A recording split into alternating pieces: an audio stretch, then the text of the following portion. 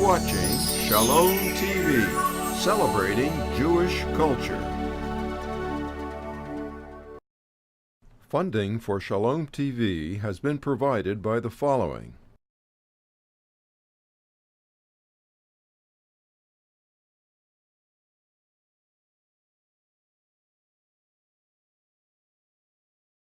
And by viewers like you.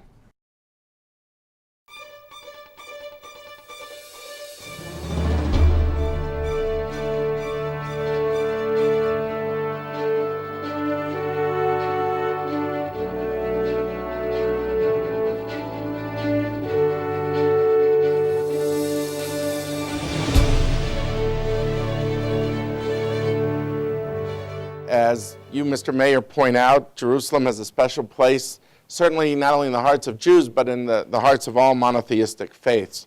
So it is a delight to have you, and the challenges are obviously enormous. I would like to discuss a variety of themes with you, but before I get into themes, I just really maybe want to start on a personal note. You know, given all of the myriad of challenges that Jerusalem faces, what takes a very successful entrepreneur such as yourself to leave all that and delve into municipal politics? Well, first of all, it's a pleasure being here in the GA. It's not my first time, and I know it's not the last time. And 2 years from now, it's going to be in Jerusalem. Yeah.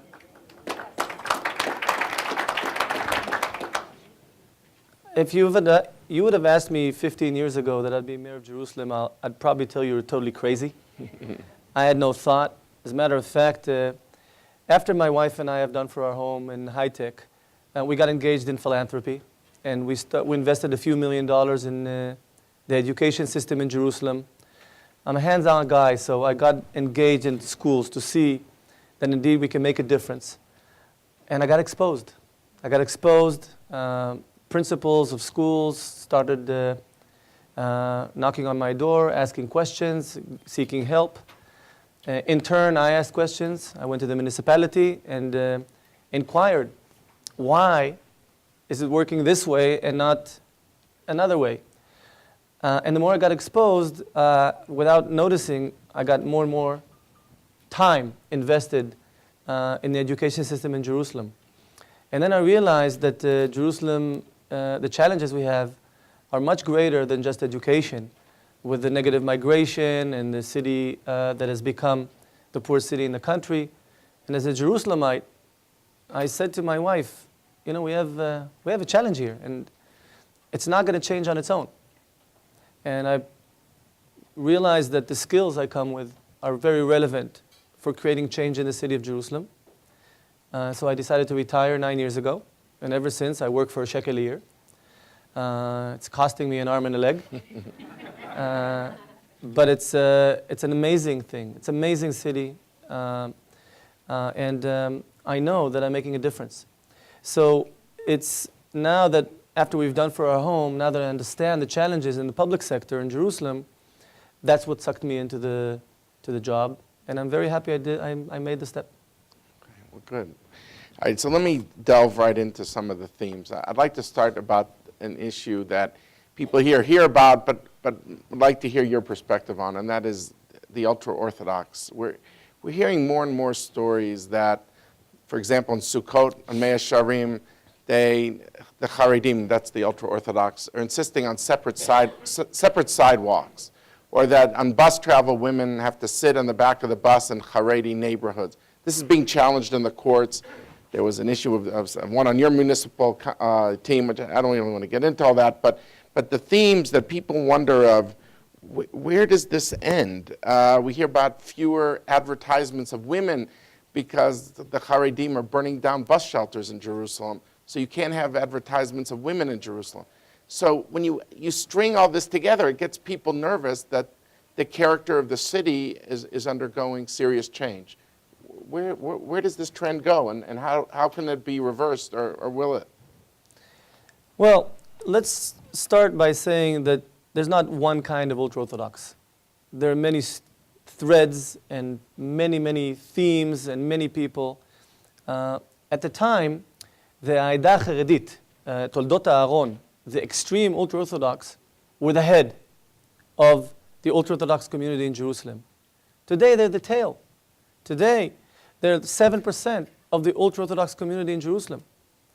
In the last 3 years since I'm mayor, there are huge changes in the public spaces. You see, we publicize women. The municipality publicizes women. We will not allow segregation on the streets. It's illegal, and it's against my belief and the vast majority of the people of Jerusalem. So the challenge we have is how to work with the ultra-Orthodox and manage trends that a lot of the trends are extremely positive. People are not aware of the fact. We made a job fair 2 months ago for ultra-Orthodox in Binyanei Ha'umah. 4,000 people showed up. 4,000 ultra-Orthodox. 2/3 women, 1/3 men. It's unprecedented.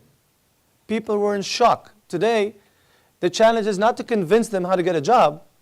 Today, the challenge is how to create jobs in the city of Jerusalem. That's a huge positive trend. In the past, they never went to the army.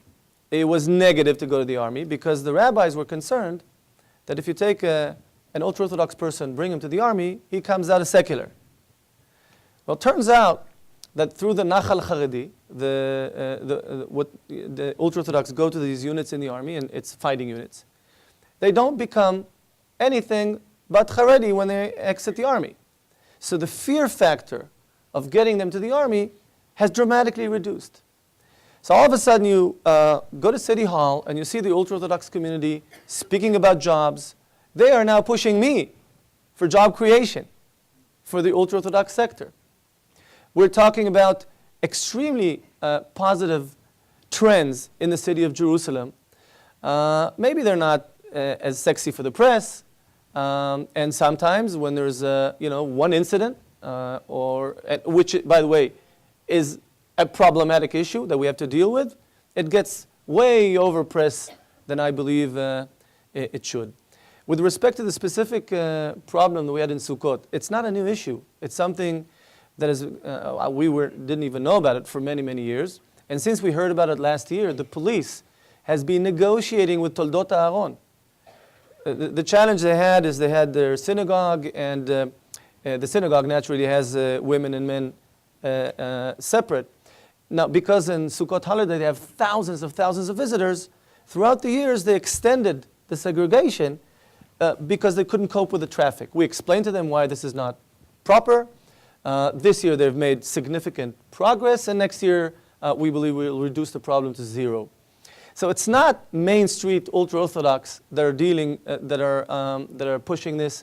And I have to say that the relationship with the ultra-Orthodox in Jerusalem, I could say proudly that it's a healthy, to the point, professional discussion, and I find them more partners than not in most of the cases. So I really would like to convey a message. The best thing to do is understand that we are living together in the city of Jerusalem. There's room for everybody. Public space has to be open. If you privately in your synagogue or in whatever, you can do whatever you do, but you cannot abuse the public space.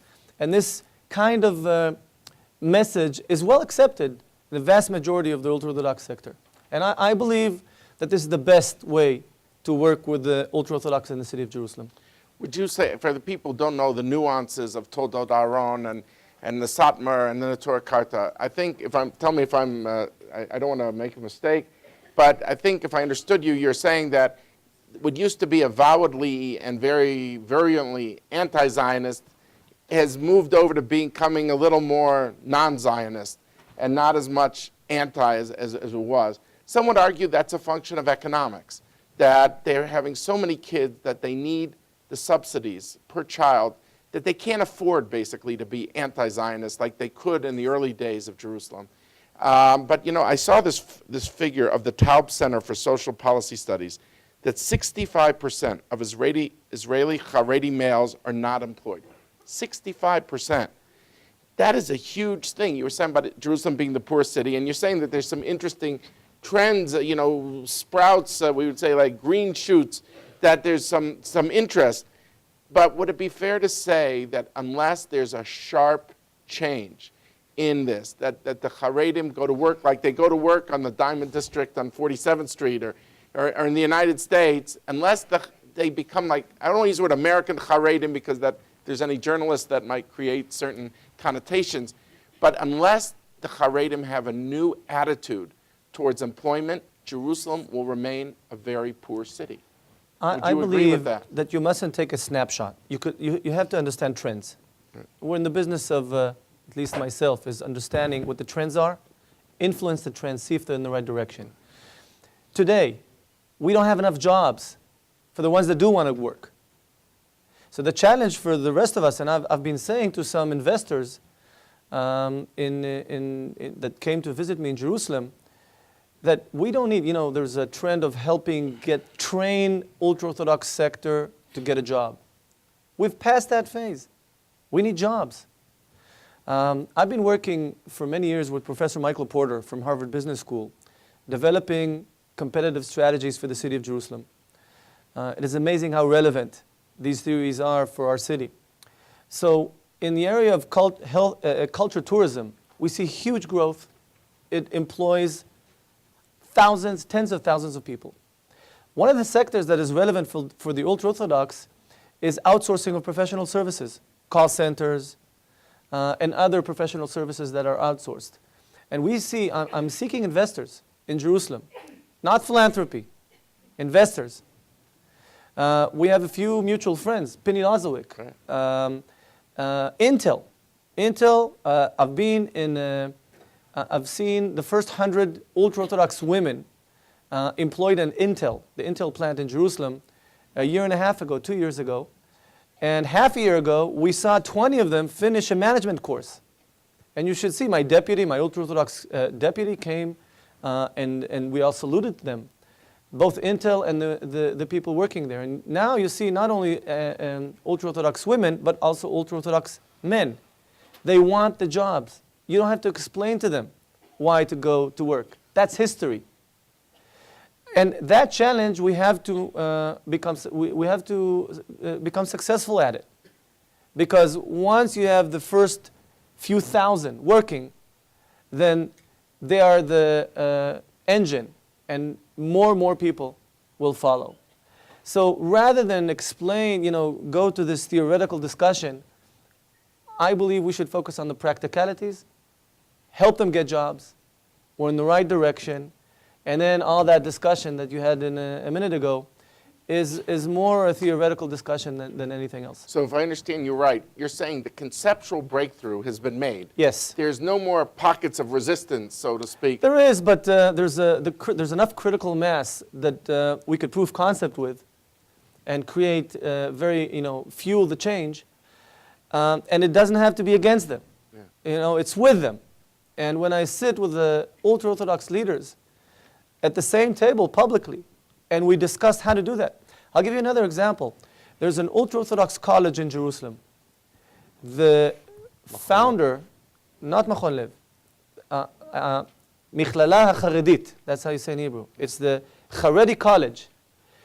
The founder is the daughter of Rabbi Ovadia Yosef, Adina Bar Shalom. She started off over a decade ago with a few dozen women.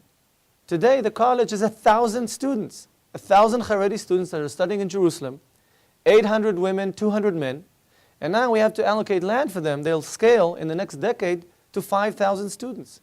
Now, these are students that are getting an academic degree, and they're seeking jobs. So that has never happened before in these numbers. That's another proof of concept that indeed they're extremely interested. And every year that when I go there happily to give rewards to the rewards of excellence, Rabbi Ovadia Yosef, all of Shas movement, all of the ultra-Orthodox, also the other ultra-Orthodox leaders come there, acknowledge it.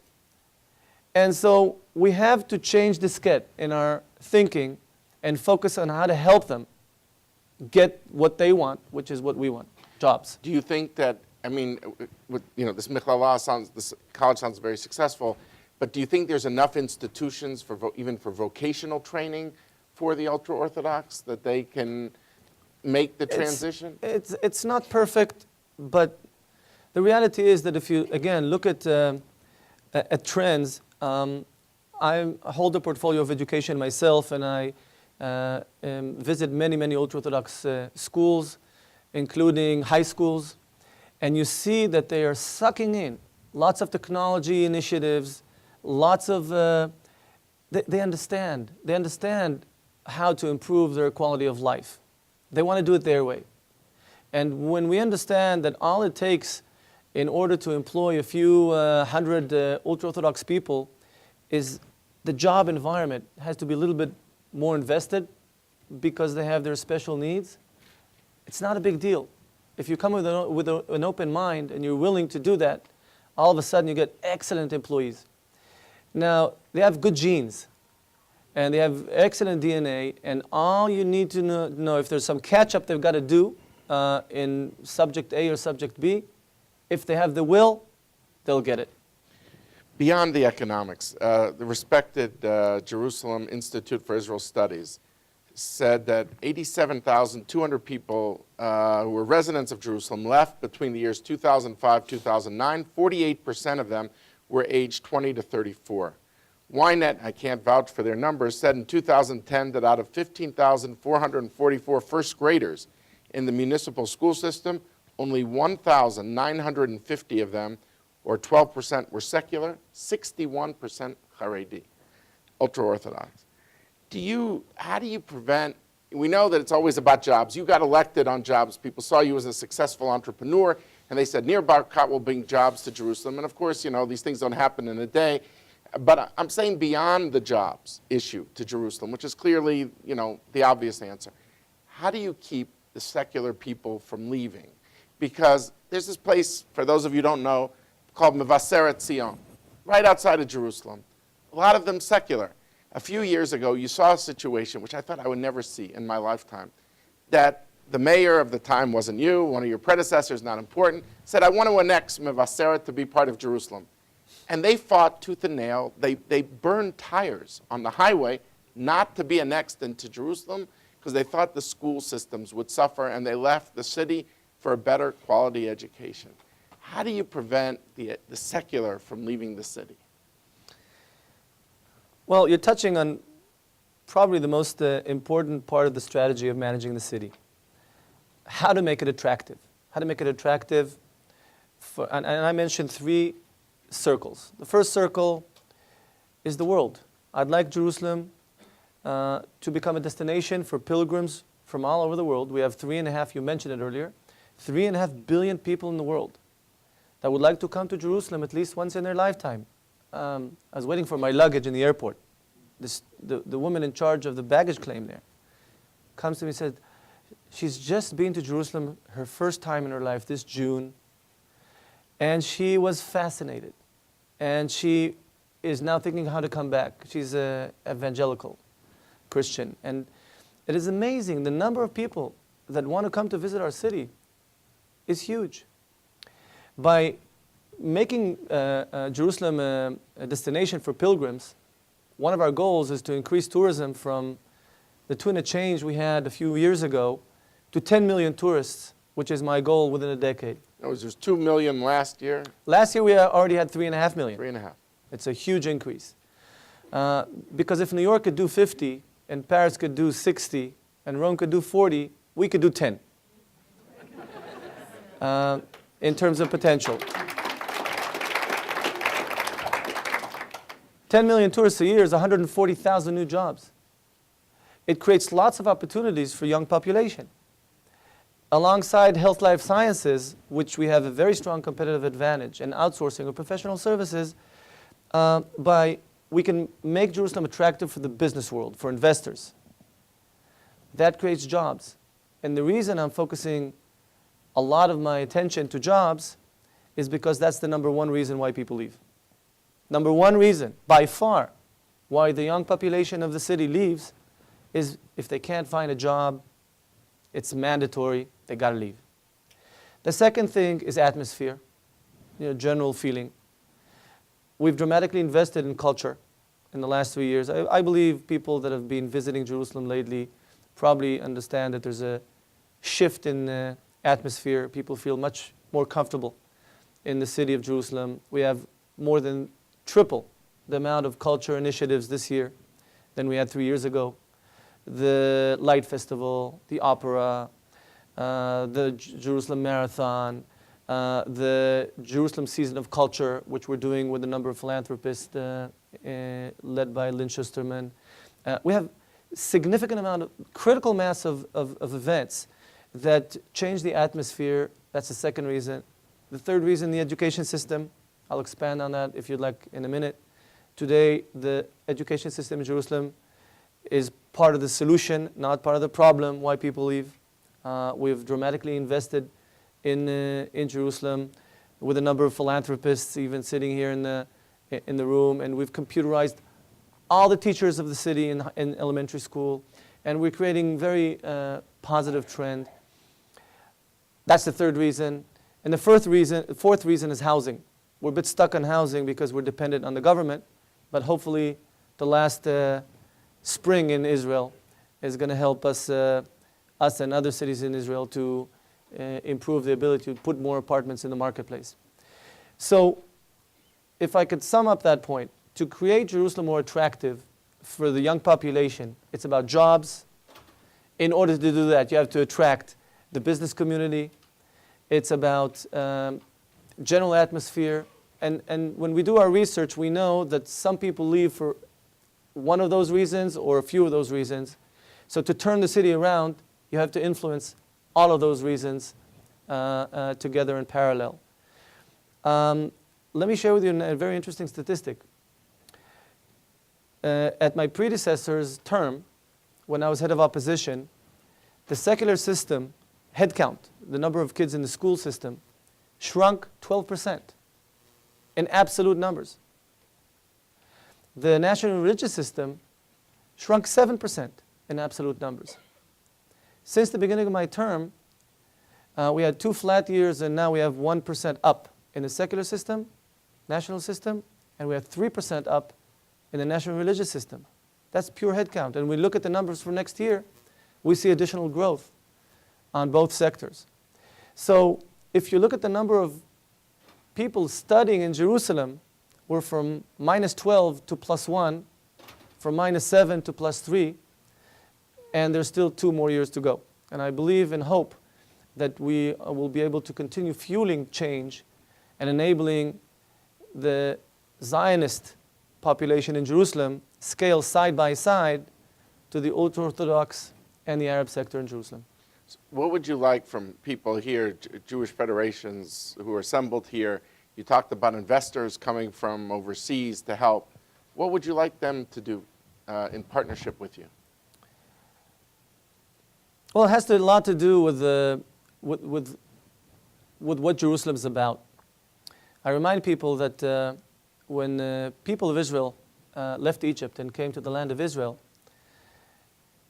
the land was divided to the 12 tribes. Each tribe had its territory, their cities, the way they lived, except Jerusalem. Jerusalem was not divided to any tribe. It was a united city managed by the kings, and everyone felt that it's also our city. We're all shareholders of the city of Jerusalem. And that philosophy is what is the reason why people care so much about Jerusalem. Now, if you're a shareholder of the city, make sure that the value goes up rather than down. Now, there are many ways to get engaged. I am a believer that you must find a way to have a piece of Jerusalem. In other words, either through philanthropy, either through direct investments as a business investments, either through just coming many times and creating business, either through owning an apartment but renting it, not leaving it open.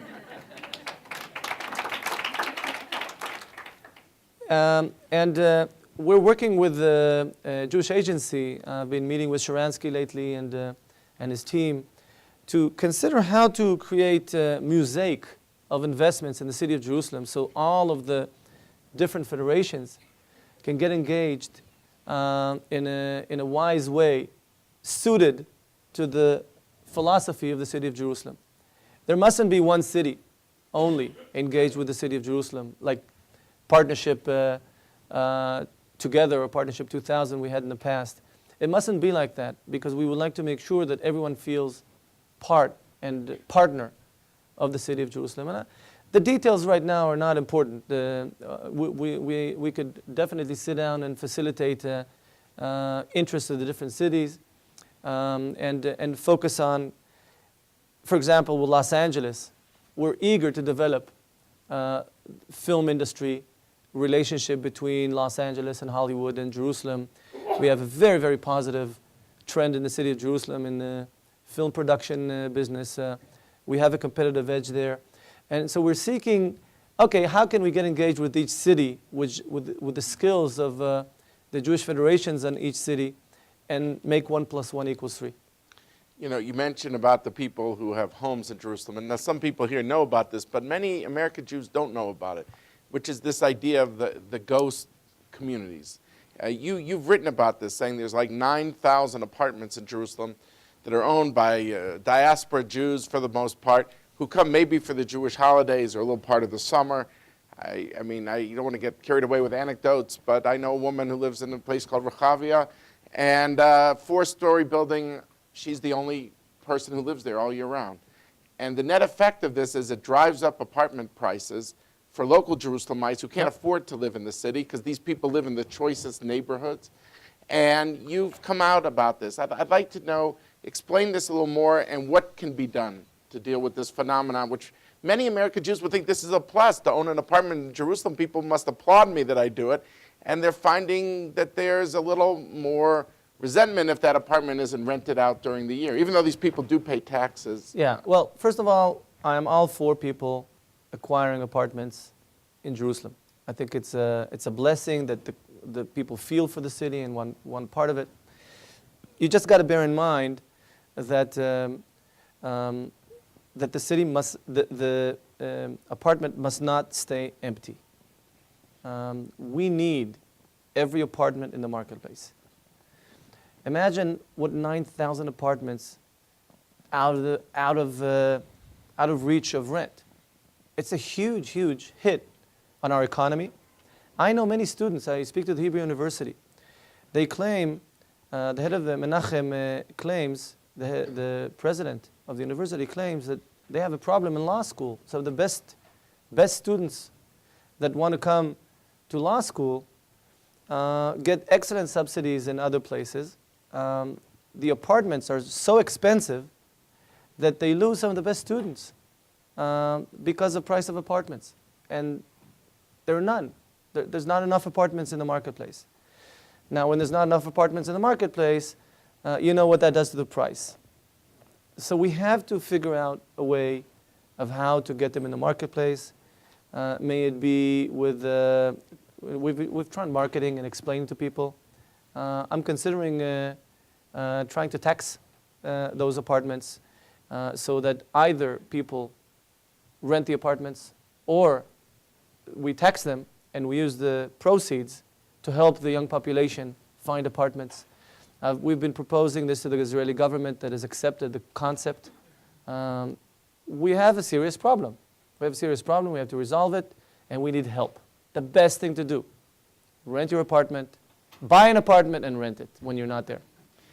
Okay, a lot of the people who come, certainly to the GA and others who come to Jerusalem, and you know, we've talked about how important Jerusalem is you know, as a magnet of religious feeling.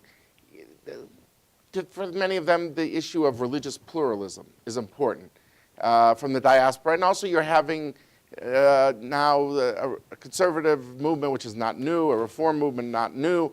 They've had buildings there for many years. They've tried to have now Israeli rabbis. They're growing a more kind of indigenous sort of movements there.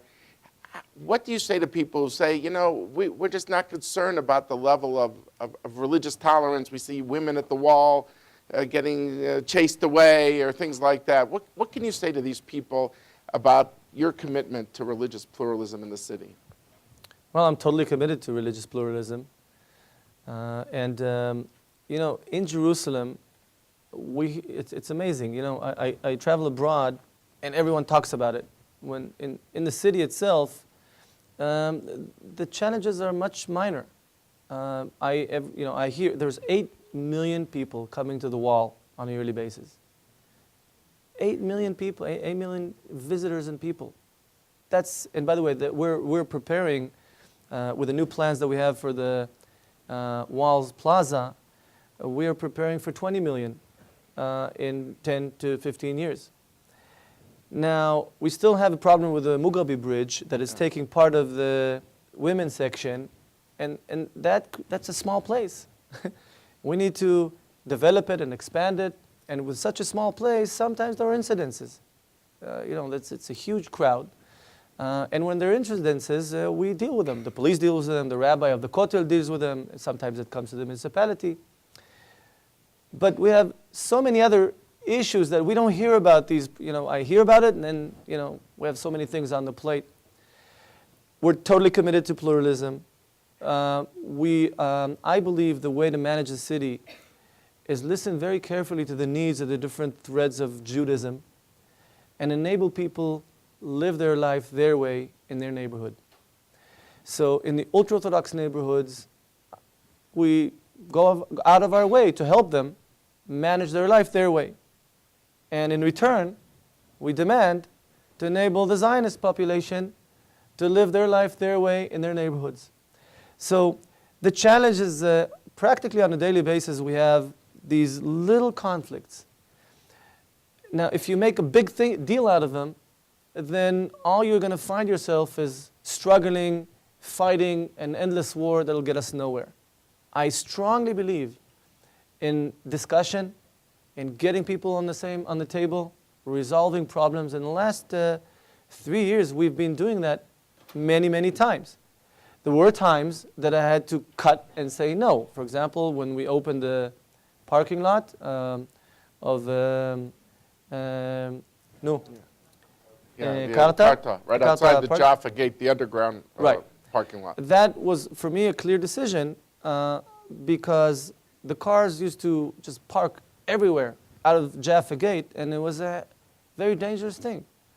So when I had to, when we finalized all the discussion, there's no choice. I made a very clear choice, and people realized that I believe in retrospect that it was a smart decision. The ultra-Orthodox will never say they agree, but I believe it was the right decision. And you have to enable pluralism in the city of Jerusalem if you want to fulfill the goal I shared with you of getting 10 million tourists here. And the pluralism is not only between Jews. It has a lot to do between Muslims and Christians. People are not aware of how much we are working to enable the Christians and the Muslims to work together. And there's lots of friction between Muslims and Christians, Muslims and Jews, Jews and Jews, Christians and Christians. You think of a challenge, we have it, big time. And so rather than, being very aggressive on stuff, the challenge is to get people to sit down together and seek win-win on each of the conflicts that we have. And I'm very happy to tell you that the vast majority of the times we're successful doing that, because eventually people understand that if we, God forbid, focus on win-lose, eventually everyone loses. Trying to bring a bit of a business DNA, which is win-win DNA to our region, it's a challenge, by the way, because the Middle East is a win-lose, zero-sum game environment. Why do you think people don't like the rich? Because if they're rich, it must be on my account, because it's a zero-sum game. With the Israeli-Palestinian conflict, somebody's got to lose for the other guy to win. Seeking win-win deals in Jerusalem is a challenge, and I'm happy that indeed it takes sometimes a little bit more time, sometimes a little bit more patience, sometimes a little bit more tolerance, then we get our way. I'll get to the Palestinian issue right now in a minute, but I just want to ask you, you just said something about we have a master plan, or a plan to double the size of the Jerusalem, did I hear correctly, the Western Wall Plaza? What's your plan?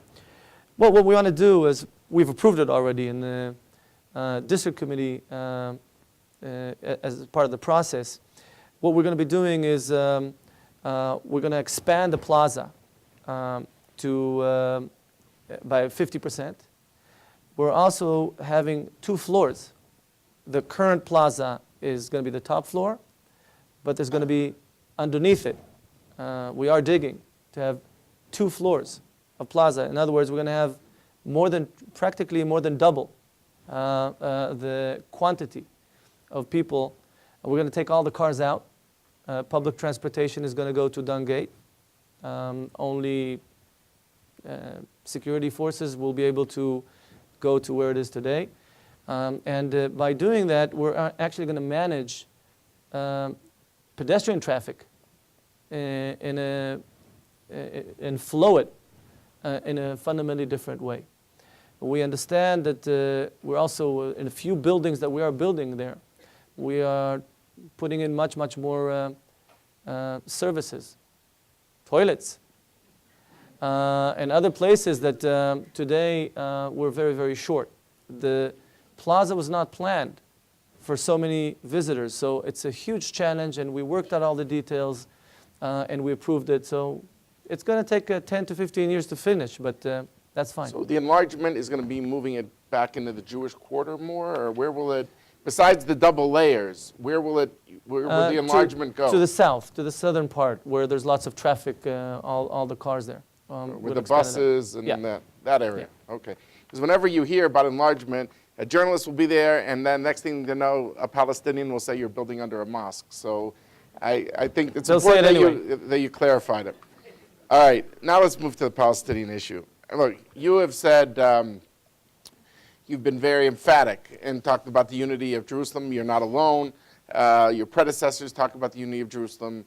Israeli prime ministers talk about the unity of Jerusalem. On one hand, that's the norm, not the exception, what you're saying. On the other hand, you know, you do have a situation that Prime Minister Netanyahu and all of his predecessors since 1993 have said, we will negotiate the future of Jerusalem. At the same time, while saying our view is it should be unified, but we're willing to put this on negotiations, to negotiations. Does that create a certain sense of responsibility, in your view? That you could say, look, I'm a local official. At the end of the day, I'm not the Prime Minister of Israel. I'm a local guy.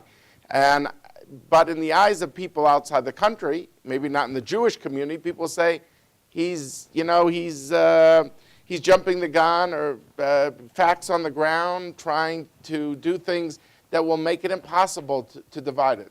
Your answer tends to be no divided city works. Others will say West Berlin thrived for decades. But do you see the tension between your commitment, and again, you're not the only one, and the fact that Israel says we will negotiate the status, and therefore people will interpret things you do in certain parts of the city, in the Arab parts, as trying to create facts on the ground? Well, my strategy is derived from 2 things, from practicality and ideology. I said earlier the fact that Jerusalem was never divided to tribes. It's not a simple thing, because it's a city that for 1,000 years people felt attached to. It focused on the common denominator of people. The brand Jerusalem, inherent in the brand is unity and making sure everyone feels part of it, Jews and non-Jews alike. And the vision I have for our city is to expand and open it up for the benefit of the world to enjoy. Jerusalem is not only a city of its residents. And when you understand that, you understand that, God forbid, dividing the city is focusing on differences. It is counterproductive to the vision. It's 180 degrees from what the brand stands for. Now, I also believe that when you look, I'm a businessman. I came from, I was a venture capitalist before public service. And you know, I've seen thousands of deals and ideas come to my table. And very quickly, you look at deals and say, these are dead on arrival, they have no chance, and this is interesting. So I do believe that the vision and the model that I didn't invent. I'm not, thank God I inherited this, that worked for 1,000 years. In many, many ways, Jerusalem was the foundation of modern democracy, where everyone felt part of it. When you think about it, there's a reason why so many people are pulled, that feel for our city.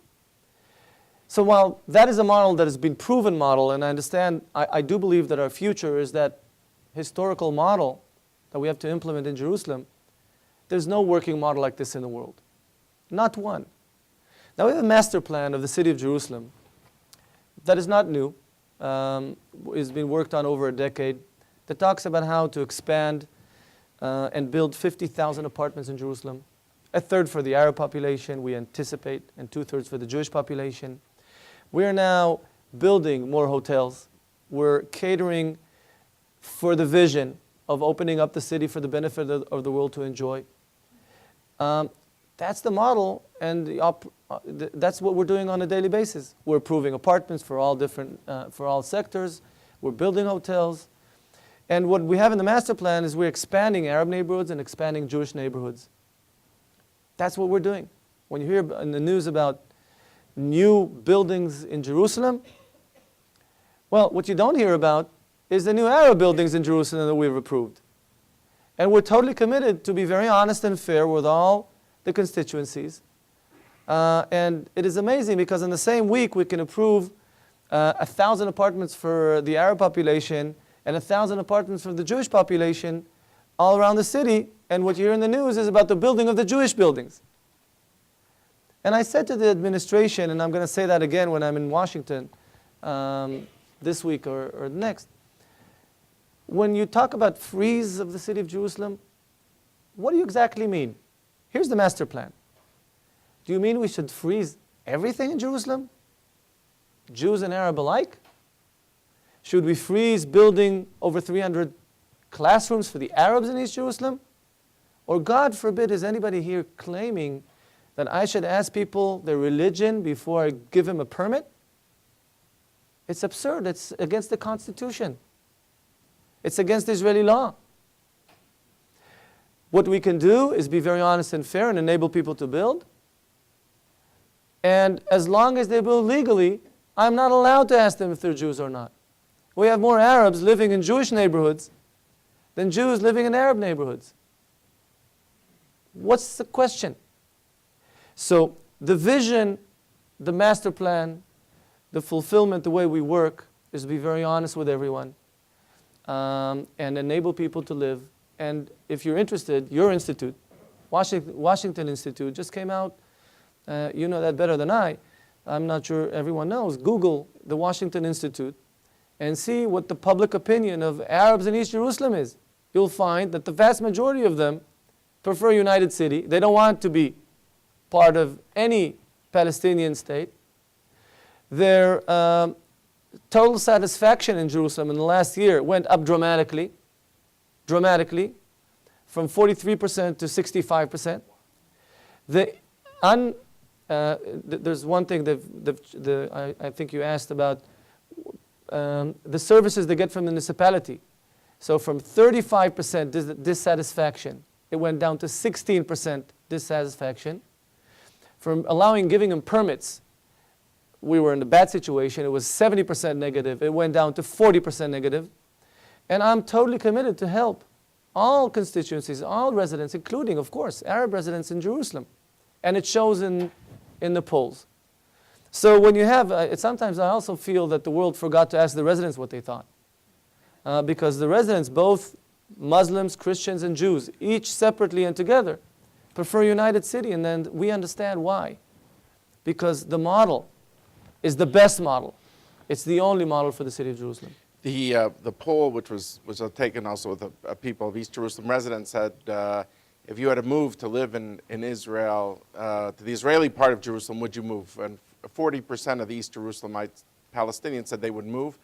53% said they wanted to be in a Palestinian state. But still, 40% is a very high figure, and that caught attention. I saw an interview you did in the BBC when you acknowledged, look, about 10% of Israel's infrastructure, when you were asked, goes right now to the Arabs, even though they're a third of the city. And you committed, as you have, by the way, on many occasions, we got to build more for the Arabs in Jerusalem.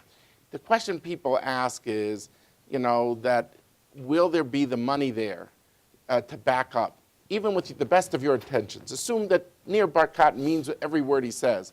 Is he really going to get the money when until now it's been 10%, that suddenly a full third of infrastructure money is going to go to Jerusalem? You could have the master plan of 50,000 apartments saying a third will go to Arabs, but will it be implemented? Is it up to you? Is it up to the Ministry of Interior, the Ministry of Housing? How do we know that this is really going to happen, even though people assume you mean very well? Well, there's certain things that we have to do that were not done before. And if you don't do them, you get sued. And then the courts force you to do it. For example, schools and classrooms in East Jerusalem, there was neglect for decades. And the government and the municipality lost in court 6-7 years ago. Okay? When I came into office, I saw that the wheels are not moving fast enough, and we pushed the wheels faster. And now the High Supreme Court of Israel says, fine, you're in the right direction, and they're leaving us alone. I don't want to go to court again. I don't need the courts to tell me what's right, what has to be done. So we're working with the Israeli government, and we are getting more and more commitments by the government because the big funds are governmental. And we are catching up. And we've been, lately I've been working with lots of local leadership in the Arab neighborhoods of Jerusalem, and we're sharing with them what we intend to do. We have a air photo and showing them where we're going to build the schools and which roads we're going to develop, what's this year, what's next year, and a 5-year plan. And they get it, and they understand, and we have the funds for that. So I know that we're making major progress. But then there's another challenge we have, and that is that according to the law, it's true all over the world. When you are investing in a neighborhood, you have to charge the current neighborhoods for development. Every city, even here, if you want to develop a new neighborhood, you charge the residents. Now what happens when the large percent of the buildings are built illegally and they were never charged? And there's no capital to invest in the neighborhood. Well, some of the challenges we have is how do you develop a city or a neighborhood where you've not collected capital to do that? It's a bit of a chicken and the egg syndrome. And now, if you try and charge them, and sometimes they're poor communities, it's an extremely challenging job. By the way, I approached some of the world leaders on this point. And they've been asking, why aren't we doing A, why aren't we doing B? And I said, well, here's what we are doing. But bear in mind that this is a poor community. Why don't you chip in? Why don't you help us put some capital to work for the benefit of the residents of East Jerusalem? They are hungry for it. We will approve it. Why don't you chip in? At the time after the war in Gaza, I said to some of the leaders of the world, you're investing $4 billion in Gaza after the war. We don't need $4 billion. Put $400 million to work in Jerusalem, and you prevent a war. And help us. I'm willing to accept the challenge of part of the master plan. The residents, local residents, love it. We're not saying to do things on that the Israeli government or the municipality has to do. We're saying things on extra, over and above, because some of those poor communities, it's difficult to charge the money. Also creating matnasim, community centers. Usually, all the community centers and the Jewish community centers are capital we collected from philanthropy. Lots of federations helped us build those. So there's lots of philanthropy work to do in East Jerusalem. I'm willing to help. We have to improve their standard of living, their quality of life. And I know that if anything, that improves the United City of Jerusalem. It improves the ability for us all to work side by side. When the quality of life is high, then usually Lifts all boats. number one. Number two, people become more moderate. They become less aggressive when people have a lot to lose. So when improving the quality of life of Jerusalem mediates tensions, gets people more together, improves their quality of life, and we're very, very busy doing that. Both on our nickel, on the municipal nickel, on the government nickel, and I'm challenging the world to do the same, and also the philanthropic world. People that care about Arabs in East Jerusalem should help, and will find a way to do that. Do you see on one hand, there's a certain convergence which is going on, which is never announced, that in a certain way might de-escalate tensions, could de-conflict, and gets with your idea of sort of more harmony. You know, you sit with the Palestinians, their maps, they say every Jewish neighborhood, I've seen it, I've been with President Abbas in his office in Ramallah, just I've been with Prime Minister Netanyahu, I've seen his maps, every Jewish neighborhood, maybe with the exception of Har Homa, he says it's Israel. Kilo, Ramot, all Thank this. you. I'm very happy for this approval. So it's, no, but in a certain way, there's a recognition that the Jewish neighborhoods will be Israeli. Don't you think it would de-escalate a lot of people's concerns about the city if you would say, you know, we're going to focus our attention on those neighborhoods. We, of course, will build for the Arabs in Tzur Bacher or Shuafat or any of these places, but we're not here to build in Silwan or, you know, Sheikh Jarrah, which people say, well, there was a Jewish family that owned it in 1929. Well, there's an Arab family that owned something in West Jerusalem in 1929. Don't you think this would de-escalate to say, you know, it's not the same as individuals moving to French Hill. I mean, you're a state. You're the authority. You know, you build huge buildings. You hook up the electricity. All the infrastructure. To say we're going to focus on the Jewish neighborhoods, which the Palestinians say will be Israeli. They don't announce it maybe at the GA in Denver, but they say it to you. Privately, you see their maps. Wouldn't that help de-escalate things to say, you know, we're not out to create Jewish enclaves in the middle of Arab neighborhoods? It's not the same thing as saying not to build for the Arabs, obviously. Well, let's get the facts straight. The municipality heard about Sheikh Jarrah on the news. These are quarrels between, how do you say, mocher koneh? Yeah. Socher, Right. how do you say that in English? You know, sell, buy, you know, commercial. I mean, the courts are full of Arabs suing Arabs and Jews suing Jews for the right of the apartments. And in this case, it's Jews suing Arabs, and they won the case in courts. It got on the news, but it has nothing to do with the municipality. They're full right, like anybody else in the world, to challenge their neighbors in courts. It's the Israeli courts that decided that the Arabs must leave, and the Jews have the right to rent or buy or build according to the law to anybody they want. And so do the Arabs. Now, we are building classrooms, we're building community centers, we're building roads. Now, when in some of the neighborhoods, the Arab neighborhoods of Jerusalem, we are developing the neighborhoods for the benefit of the residents. You know, we just heard Givat HaMatos. There's a part of Jerusalem that just, people talked about it. I have a map. I'll show you the ownership map of Givat HaMatos. It's a total mesh. You have side by side Jewish-owned land, Arab-owned land. And so when you develop it for the benefit of all the residents, do you think we ask people who they want to buy or sell it to? We're not part of this discussion. But you are, being the mayor, here's an opportunity for you, because you have a bully pulpit, you're the mayor of Jerusalem. You could say, when you speak, the press writes this down. If you would say, look, we've got so many challenges in Jerusalem. We have so much we want to do. We have so many master plans we want to implement.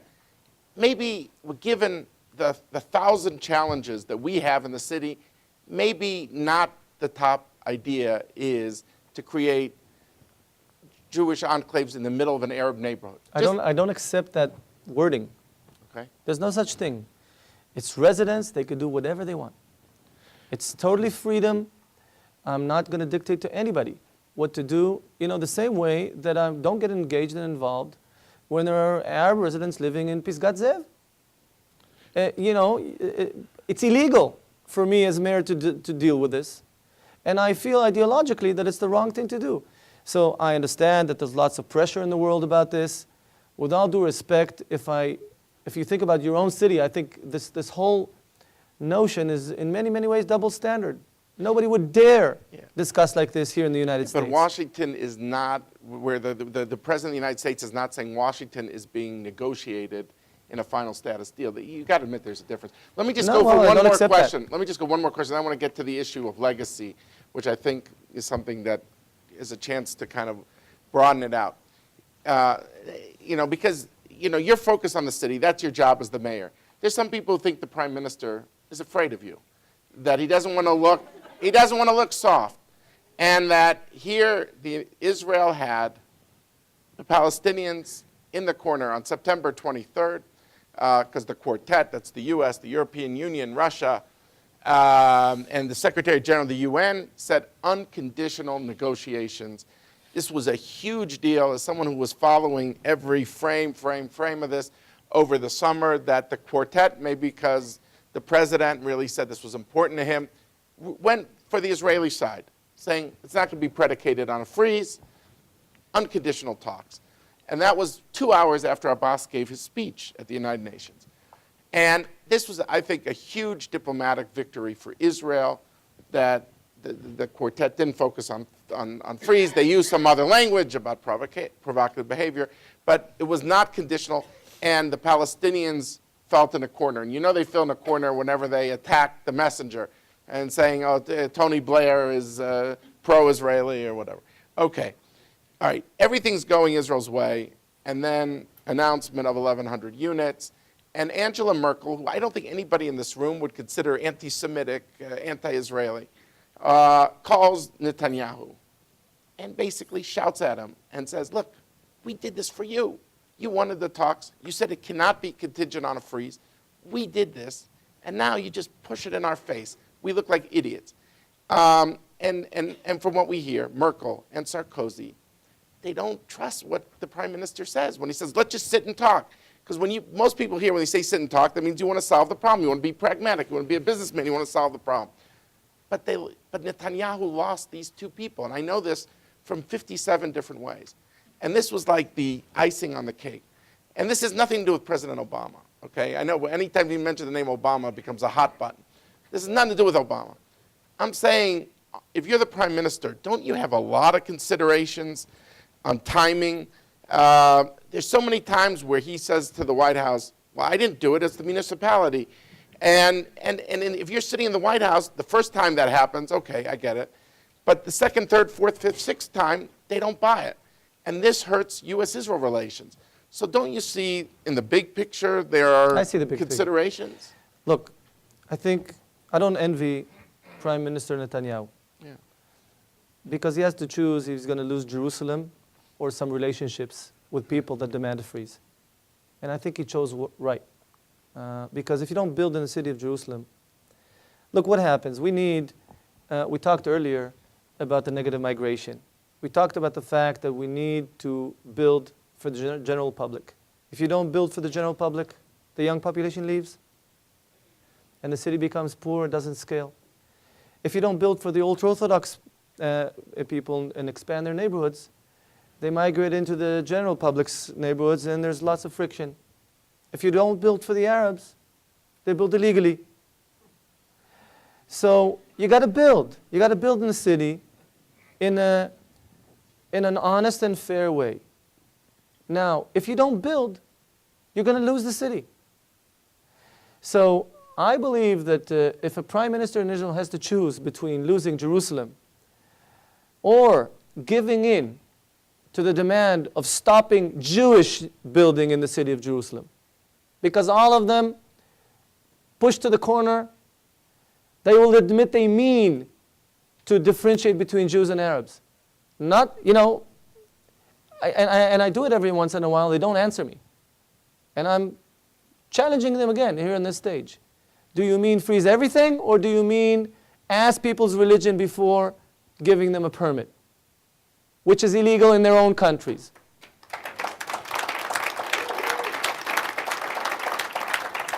So bottom line, the Prime Minister, you can't forever give gestures to the world. And I remember there were periods of time that the pressure was so heavy on Prime Minister Netanyahu that there was, delays in the process in Jerusalem, which is terrible.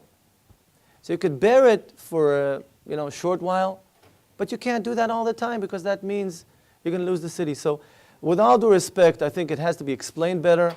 And I do think that he's right to do what he's done. Okay, the final area is the legacy issue. If you look at three of your predecessors, Teddy Kollek, Ehud Olmert, Uri Lopulyansky, if I pronounce his name correctly, people, if you would say to people, the young people here maybe never heard of Teddy Kollek. But for those of you us a little bit older, we grew up thinking this is a man who was a pragmatist, who was called the greatest builder of Jerusalem since Herod, was a believer in tolerance. I wonder if you see that as his legacy, and how do you interpret it?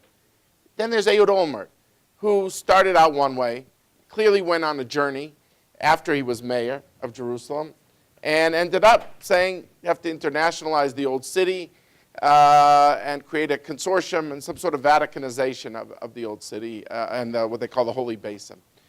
And then you have Lopulyansky, who was a very short-term mayor, who was viewed as more someone whose ascendance maybe embodied the growth of Haredi, ultra-Orthodox power in Jerusalem.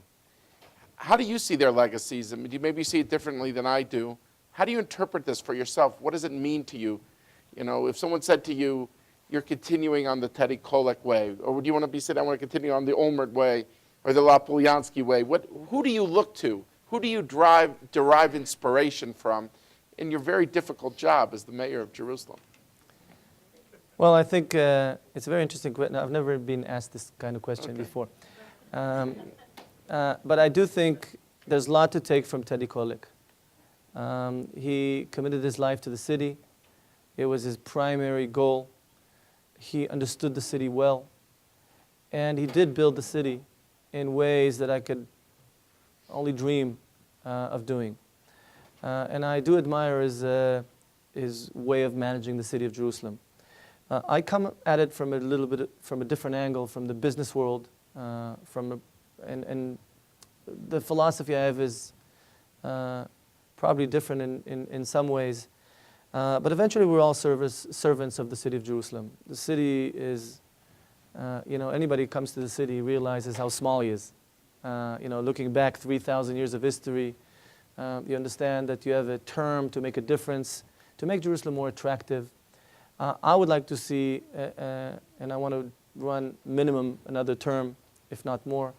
I understand that to create changes in making Jerusalem more attractive for the world, for the business world, for entrepreneurs and businesses and investors and the young population, you need minimum 10 years of very, very hands-on work. And if we'll be able to continue the trend we started, where, interestingly enough, the ultra-Orthodox are more happy with their life, the Zionist population of Jerusalem is happier with their life, and the Arabs in Jerusalem are happier with their life. And to continue managing all three sectors, major sectors, to become happier and more successful, that would be the goal.